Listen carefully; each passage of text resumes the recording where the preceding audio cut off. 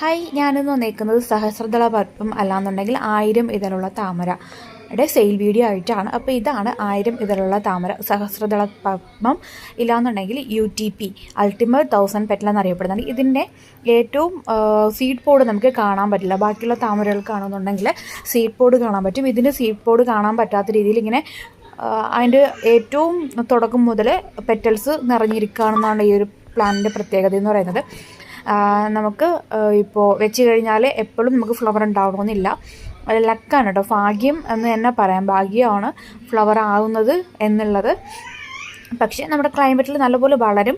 നമ്മൾ വളമൊക്കെ കൊടുത്ത് അത്യാവശ്യം വലിപ്പമുള്ളൊരു പോണ്ടിലൊക്കെ സെറ്റ് ചെയ്ത് കൊടുക്കുകയെന്നുണ്ടെങ്കിൽ നമുക്കും നമ്മുടെ വീട്ടിൽ 1000 ഇതിലുള്ള താമരേനെ വിരിയിപ്പിച്ചെടുക്കാനായിട്ട് പറ്റും കേട്ടോ. അപ്പോൾ ഇതാണ് ഇതിൻ്റെ ട്യൂബറുകൾ നമുക്ക് റെഡി ആയിട്ടുണ്ട്. വേണ്ടവർ വേഗം തന്നെ വാട്സപ്പ് ചെയ്യാം കേട്ടോ. Thank you.